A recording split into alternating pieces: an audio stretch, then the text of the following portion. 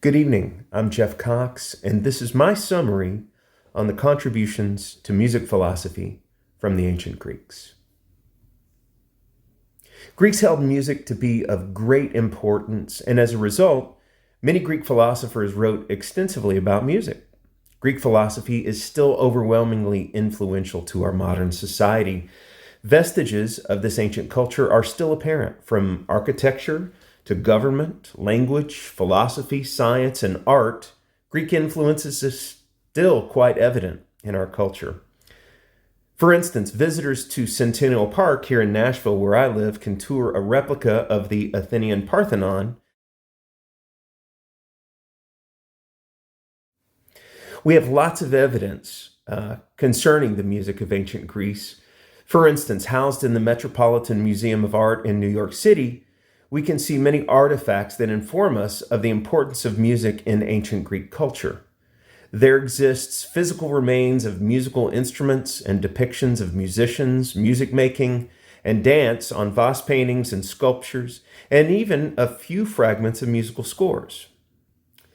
Archaeological finds have provided evidence to music's importance in Greek culture. For instance, archaeologists have uncovered a concert hall in the city of Ephesus in modern Turkey. It was constructed in the 2nd century AD by the order of two wealthy citizens of Ephesus who held music in high regard. Also, music had a very vital role in the life of Greeks. Music was performed in religious worship and festivals, at ceremonies, for public entertainment, in athletic contests, in warfare, and at intimate family gatherings. The instruments most commonly used, I'll talk about two. First, the kithara, which is an instrument from the lyre family. It was constructed with a wooden body. Some lyres might use tortoise shells in their construction. Usually, there were 7 strings of equal length attached to a tuning bar across the top, with tuning pegs affixed at the top for altering the tuning. The second instrument I want to talk about is the aulos. It was an ancient Greek wind instrument made from cane, bone, ivory, or sometimes they were constructed of metal. They were fitted with a mouthpiece containing either a single or double reed. And down the round tube of each instrument, there were 7 sound holes that were cut down the length of the pipe. And frequently, 2 auli were fitted together to produce a richer or doubled melody. Also, sometimes there was an extra hole added in the aulos to produce another octave. Melodies in Greek music were shaped by rhythm, genus, and mode.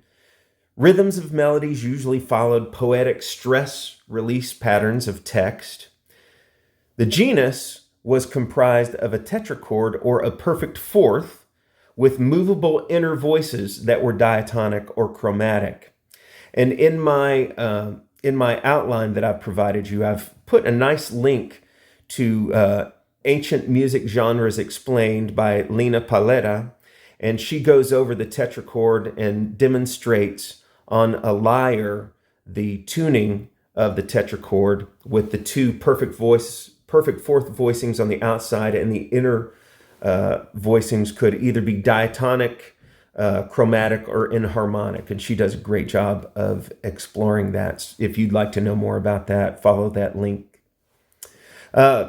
Also, there were Greek modes, and they consisted of scale structures called harmonia, which meant tunings.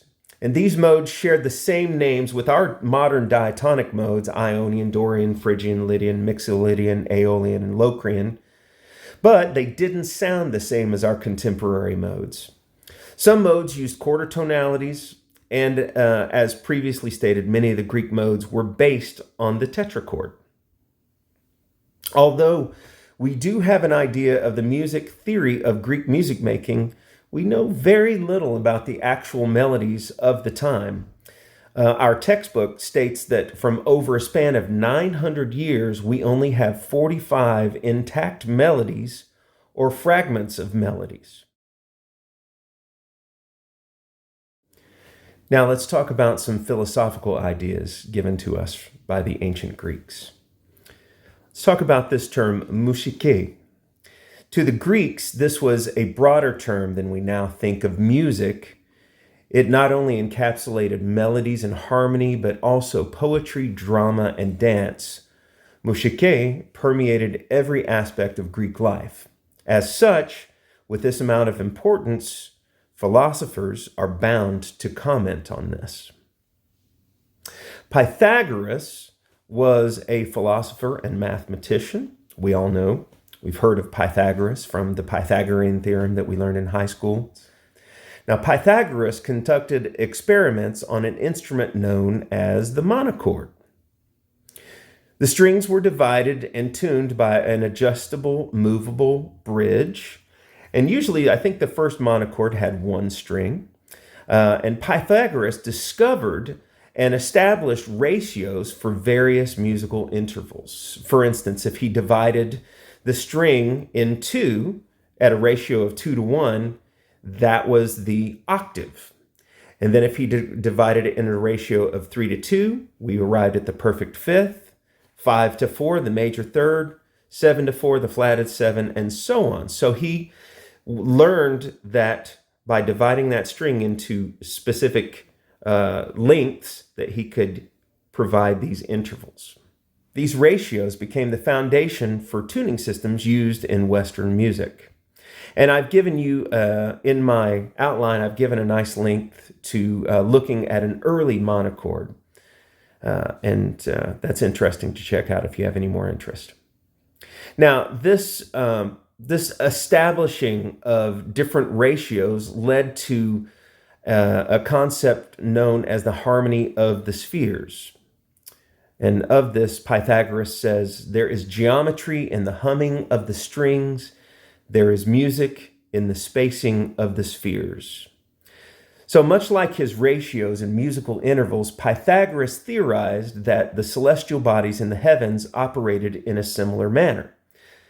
In other words, the planets and celestial bodies moved together in relative harmonious spaces with one another. And thus, life on Earth is part of this harmonious balance. Due to the work of Pythagoras, the philosopher Plato grouped music with mathematics, geometry, and astronomy in his system of education. And our text states that since music has a strong relationship with math and science, rational thinking became the primary way to understand music. This theoretical approach, as opposed to performance, is still visible today in the way music is taught in most colleges. It's interesting to note that Socrates was the teacher of Plato, who then was the teacher of Aristotle. So you had Socrates, who taught Plato, who taught Aristotle. Now, our text states that we possess no writings of Socrates, but we know his philosophical ideas through his pupil Plato and others. Plato was aware of Pythagoras' work and expanded on it in his writings about harmony as it related to the world, society, and the attributes of human character. To Plato, this harmony was only perceptible in the mind through rational thought. Based upon Pythagorean thought, all things were based on numbers, and he stated that simpler ratios, for instance 2:1 or 3:2, were the most desirable ratios. Plato went on to write about the cosmos and human soul in terms of intervals and ratios. Our text points out that Plato never mentioned this, but it was understood that music is based upon the same Pythagorean ratios that are the basis for all things in the universe.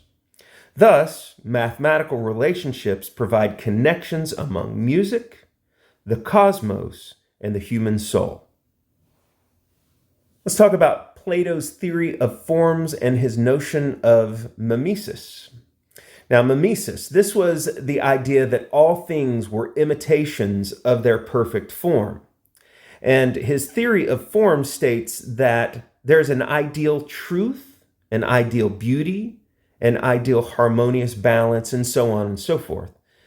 This theory points toward the idea of perfection, but this can only be comprehended in the mind, because to Greeks, Absolute perfectionism was more of a concept than a reality. For Plato, the importance of music was that it could imitate the harmonious balance found in the cosmos. The importance stems from the importance of ratios reflected in music, not the listening to music for emotional needs.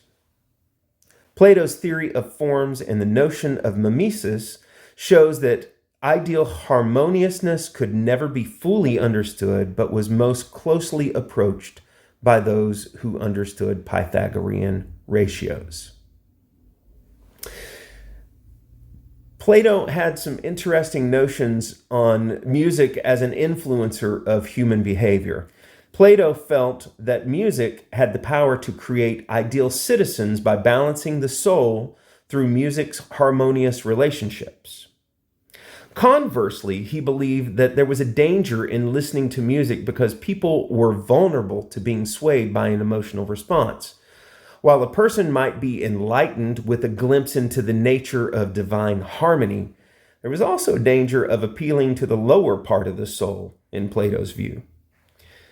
Plato held conflicting opinions regarding music. He praised it as a means of understanding important concepts, but denigrated both the potential emotional effects of music as well as performing musicians who didn't understand the rational basis of music.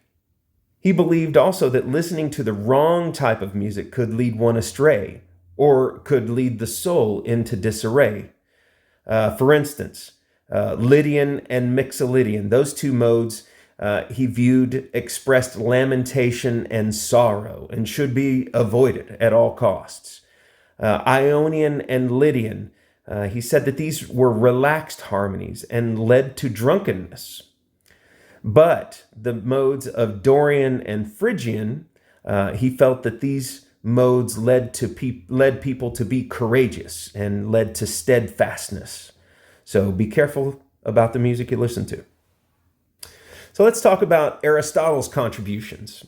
Aristotle agreed with lots of Plato's views, our text points out. However, he was more open and possessed a more relaxed view of music.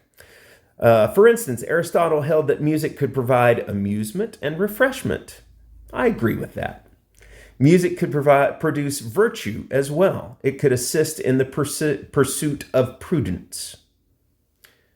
Music also had the power to inspire joy. I think I would have gotten along a lot better with Aristotle. Because of these things, Aristotle said every boy should be instructed in music. And also, Aristotle valued the skill and artistry necessary to create an imitation of ideal harmoniousness. So the concluding ideas from our chapter are these. First, music is based upon rational, mathematical, and scientific principles, according to the Greek philosophers. A primary value of music is its ability to imitate things outside itself, such as truth, beauty, harmonious balance, and attributes of human character. And lastly, music can influence human character in a positive or negative way.